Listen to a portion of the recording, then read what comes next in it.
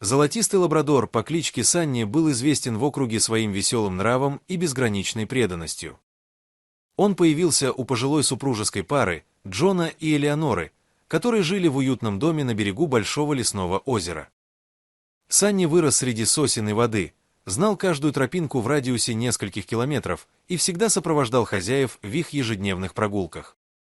Но однажды утром, в конце августа, когда на озеро опустился плотный туман, поведение пса резко изменилось. Дорогие зрители, напишите в комментариях, где вы находитесь. Нам правда интересно узнать, из какого вы города. Приятного просмотра! Джон первым заметил неладное.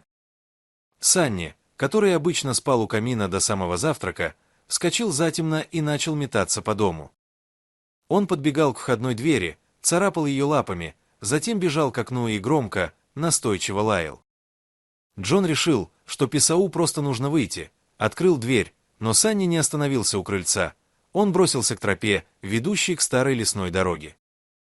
Он бежал, то и дело оглядываясь на хозяина, и лаял так отчаянно, что Джон, не раздумывая, накинул куртку и последовал за ним. Элеонора проснулась от шума и выглянула в окно, но Джон уже скрылся в тумане. Санни привел хозяина к старому, давно заброшенному мосту через овраг. Мост был деревянным, прогнившим, и его уже несколько лет никто не использовал. Джон остановился, не понимая, зачем пес привел его сюда. Санни стоял у края обрыва, заглядывал вниз и жалобно скулил. Джон подошел ближе, посмотрел вниз и увидел на дне оврага перевернутый велосипед. А рядом, под кустом, лежал мальчик. Он не двигался. Сердце Джона забилось чаще. Он начал осторожно спускаться по склону, цепляясь за корни и камни. Санни остался наверху, он больше не лаял, а только напряженно следил за каждым движением хозяина. Когда Джон добрался до мальчика, тот был без сознания, но дышал. Его лицо было в ссадинах, рука неестественно вывернута, а на лбу запеклась кровь. Это был Тимми, 10-летний сын местного лесника.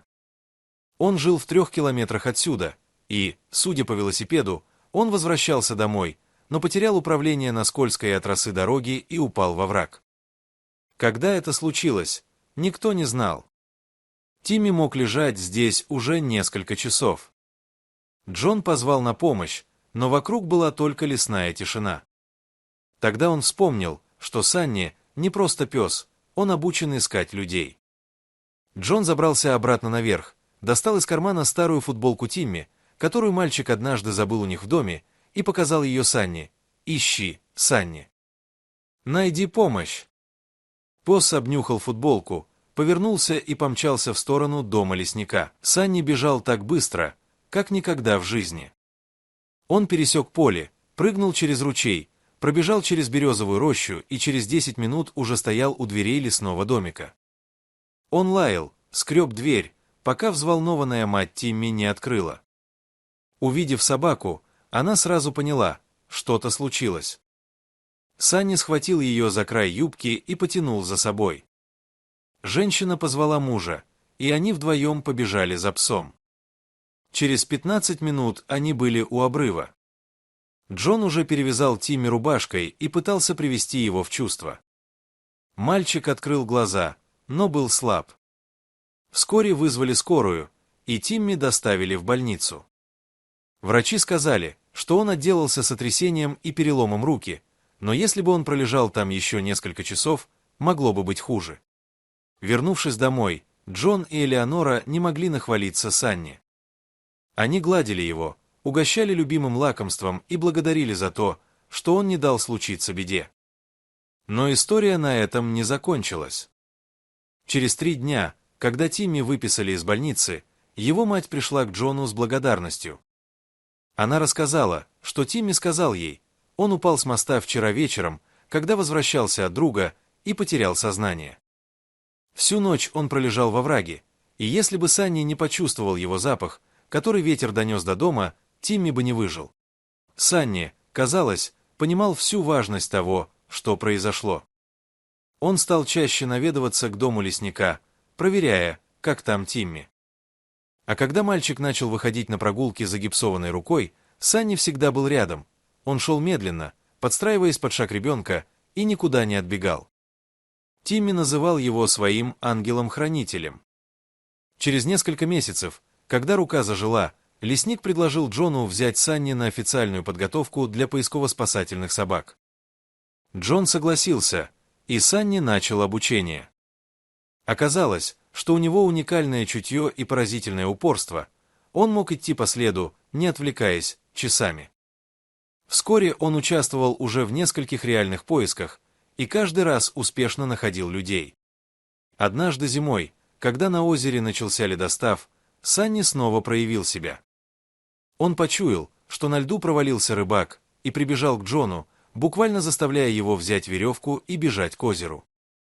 Джон спас рыбака, который уже начал коченеть в ледяной воде. После этого случая Санни стал местной легендой. Люди приезжали издалека, чтобы увидеть его, а дети рисовали его портреты и приносили ему кости. Но Санни оставался прежним, ласковым, игривым и преданным. Он никогда не кичился своими подвигами, он просто делал то, что считал правильным. Джон и Элеонора часто сидели вечерами на веранде, глядя на озеро, и вспоминали тот туманный августовский день, когда их обычный пес вдруг превратился в героя. Они понимали, что их питомец не просто домашнее животное, он их спаситель, их друг, их семья. И когда Тимми, уже выросший, приезжал на каникулы, он всегда привозил Санни гостинцы и подолгу гулял с ним по тем самым тропам, которые однажды стали началом их общей истории. Санни прожил долгую и счастливую жизнь. Он ушел в возрасте 13 лет, окруженный любовью всей семьи. На его похороны пришли все, кто был ему обязан, и лесник, и спасенный рыбак, и многие другие. А на его могиле поставили камень с выгравированными словами: «Он научил нас, что настоящая отвага живет в каждом сердце, даже в самом мягком». Джон и Элеонора посадили рядом молодую сосну, которая росла быстро и каждый год напоминала им о своем четвероногом герое. И до сих пор, когда кто-то из местных проходит мимо того старого моста, он вспоминает золотистого лабрадора, который однажды не прошел мимо чужой беды. Дорогие зрители, что вы думаете об этой истории? Расскажите, пожалуйста, в комментариях. А если вам понравилось это видео, то ставьте лайк и подписывайтесь на наш канал. До свидания!